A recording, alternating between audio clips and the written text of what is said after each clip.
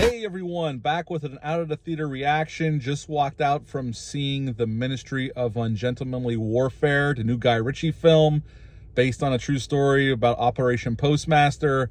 I don't know how much of it's accurate. I'm not really familiar with Operation Postmaster. From what I take it, from what little I do know, these were files that were released back in 2016, Churchill's files about the first Special Operations Force that he put together to pull off this job that they needed done.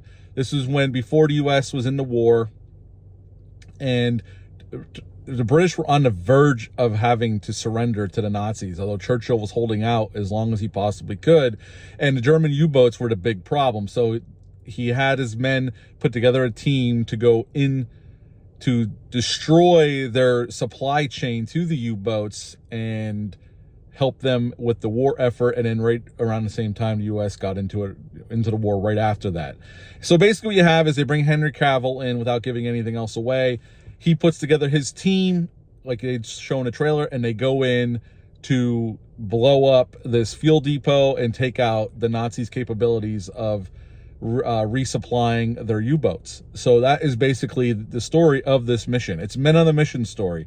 I am sure there was liberties taken here, but it's basically a men on a mission story. It's a pretty straightforward movie for Guy Ritchie, but he gives his Guy Ritchie style, his flash there. Some of the biggest action set pieces of his career, I will say that, probably the biggest action set pieces he's ever done, and he handles them very well. Guy Ritchie, I love Guy Ritchie movies, and I'm not saying this is his best film, but it's a very, very good film, and I thoroughly enjoyed it. Henry Cavill, Alan Ritchson, Eliza Gonzalez, Carrie Elways is in this film. Henry Golding coming back to reteam with Guy Ritchie after The Gentleman.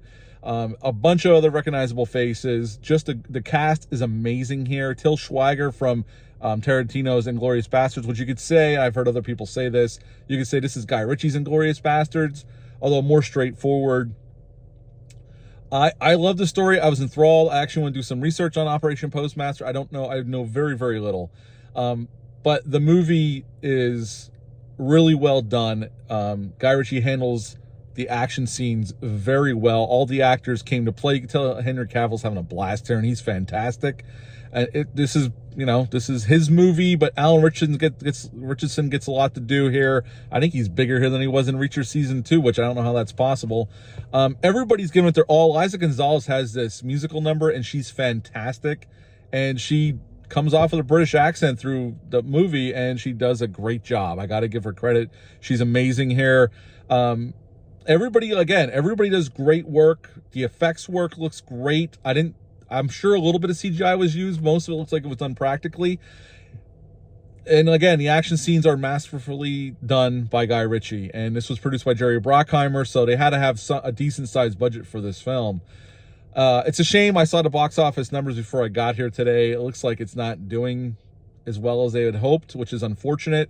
I think it deserves to do a lot better. This is a very fun war movie. That's what it is. Men on a mission. It's a lot like The Dirty Dozen, only you have 5 people, or 7 technically, going in and trying to pull off this operation to help the British and get back in the fight. And I would say any negatives, I really don't have much. I like the score. I like the way it was edited. It's beautifully shot. Again, the camera movements are great here. Typical Guy Ritchie stuff, although I think he was toned down a little bit, but you still get the signature Guy Ritchie style here as well. Maybe a couple parts could have been cut back on a little bit. I feel like every scene is important, but I think there was moments where we cut away from our main group, Henry Cavill's crew, to Eliza Gonzalez and this other gentleman, and their stuff's just as important and it's interesting. I just think a little bit of it could have been cut down, maybe 5-10 minutes tops. But overall, I don't have many complaints, man. At the end of the day, I would give The Ministry of Ungentlemanly Warfare, I would give it a 9 out of 10. It's a very fun, well done war movie. So yep, 9 out of 10 for The Ministry of Ungentlemanly Warfare. Are you interested in seeing this? Leave a comment down below. Let me know. Hit the thumbs up. Hit the subscribe button. Share this video. I greatly would appreciate that. I'll be back soon with another review, but until next time, bye.